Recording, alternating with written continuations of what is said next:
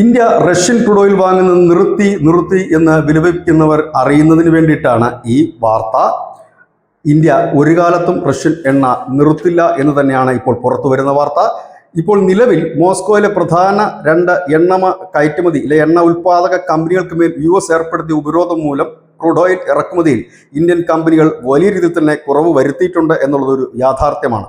റോസ്നെറ്റ്, Lukoil തുടങ്ങിയ രണ്ട് കമ്പനികളും അവരോട് അനുബന്ധിച്ച് നിൽക്കുന്ന കമ്പനികളിൽ നിന്നും ഓയിൽ എടുക്കുന്ന ക്രൂഡ് ഓയിൽ വാങ്ങുന്ന അവരെയാണ് ഇത് ബാധിച്ചത്. അതോടുകൂടി തന്നെ പല റിലയൻസ് ഒക്കെ ഇനി പുതിയതായിട്ട് ഓർഡറുകളൊന്നും തന്നെ നൽകിയിട്ടുമില്ല. ശരാശരി 1.7 ദശലക്ഷം ബാരലാണ് നമ്മുടെ ഇറക്കുമതിയെങ്കിൽ ഇപ്പോൾ അതിൽ കുറവ് വരും. അതായത് ജനുവരി മാസം, ഡിസംബറിലോ ജനുവരിയിലോ ഒക്കെ അതിൽ കുറവ് ഉണ്ടാകാൻ സാധ്യതയുണ്ട്. എന്നാൽ പുതിയ ഇടനിലക്കാരെ വിന്യസിച്ചുകൊണ്ടും, അതായത് ഉപരോധമൊന്നും ഇല്ലാത്ത പുതിയ ഇടനിലക്കാരെ വിന്യസിച്ചുകൊണ്ടും ഷാഡോ ഫ്ലീറ്റുകൾ, കപ്പലുകൾ, അതായത് എണ്ണ കപ്പലുകൾ കൂടുതലായി കളത്തിലിറക്കി റഷ്യ നടത്തുന്ന നീക്കങ്ങൾ കൃത്യമായി തന്നെ എണ്ണ ഇന്ത്യയിൽ എത്തും എന്നതിൻ്റെ സൂചനയാണ് എന്ന് ക്ലിപ്പെയറിലെ റിഫൈനറി ആൻഡ് മോഡലിങ്ങിനായുള്ള ലീഡിംഗ് റിസർച്ച് അനലിസ്റ്റ് സുമിത് പറഞ്ഞു. അദ്ദേഹം പറയുന്നത് എണ്ണ അനുസൃതം തന്നെ ഒഴുകും. അതിനായി പുതിയ പേയ്മെന്റ് റൂട്ടുകൾ ഇപ്പോൾ ഇരു രാജ്യങ്ങളും ചേർന്ന് കണ്ടെത്തി കഴിഞ്ഞിരിക്കുന്നു.